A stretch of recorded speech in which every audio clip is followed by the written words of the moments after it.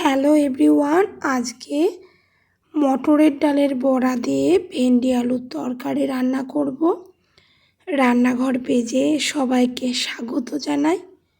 চলুন রান্নাটা শুরু করা যাক। ভালো থাকলে অবশ্যই পাশে থাকবেন।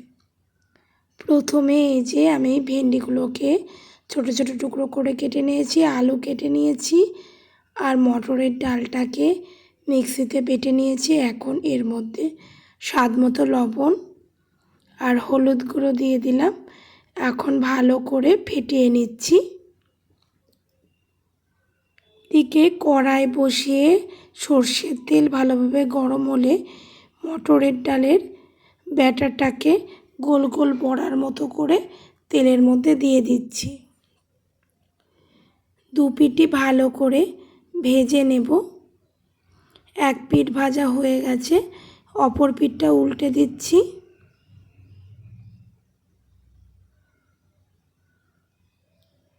অপর পিঠটাও ভালোভাবে ভেজে নিয়েছি। এখন বড়াগুলোকে একটা পাত্রে আমি তুলে নিচ্ছি। এখন ওই তেলের মধ্যেই স্লাইস করে কেটে রাখা ভেন্ডিগুলোকেও আমি দিয়ে দিচ্ছি। ভেন্ডিগুলোকে লম্বা লম্বা করে কেটে নিয়েছি। ভেন্ডিগুলোকেও লাল লাল করে ভেজে নেব। একটা ঢাকনা দিয়ে ঢাকা দিয়ে দিলাম যাতে ভেন্ডিগুলো ভালো করে ভাজা হয়। ভেন্ডিগুলোকেও লাল লাল করে ভেজে নিয়েছি। ভেন্ডিগুলো একটা পাত্রে আমি তুলে নিচ্ছি।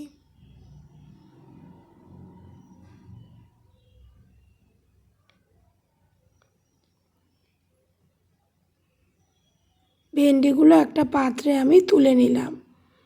এখন কড়াইয়ে দিয়ে দেব আর একটু সর্ষের তেল। দিয়ে দিলাম তেলের মধ্যে 5 ফোড়ন, শুকনো লঙ্কা। এখন লম্বা লম্বা করে স্লাইস করে কেটে রাখা আলুগুলোকে দিয়ে দিচ্ছি। আলুগুলোকেও এখানে লাল লাল করে ভেজে নেব। দিয়ে দেব এর মধ্যে হলুদ গুঁড়ো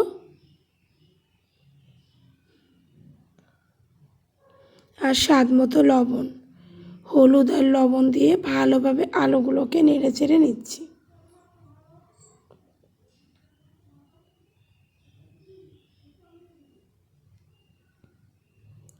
দিয়ে দেব এর মধ্যে একে একে জিরে, আদা, কাঁচা লঙ্কা, ধনে বাটার পেস্ট। মশলাটা দিয়ে ভালোভাবে আলুর সাথে কষিয়ে নিচ্ছি।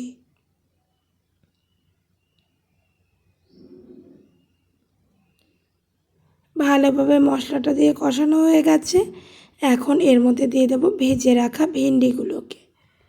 ভেন্ডিগুলো দিয়ে আলু ভেন্ডি ভালোভাবে নেড়ে চেড়ে নিচ্ছি।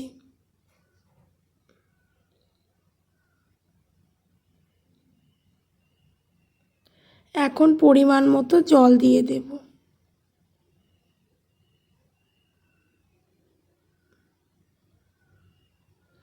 আলু ভেন্ডি সেদ্ধ হওয়ার জন্য একটা ঢাকনা দিয়ে ঢাকা দিয়ে দেব।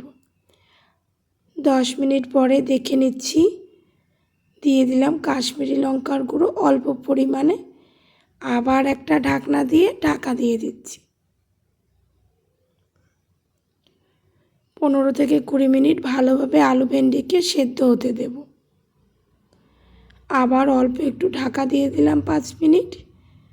ঢাকনা খুলে এখন ভেজে রাখা মটরের ডালের বড়াগুলো দিয়ে দিলাম।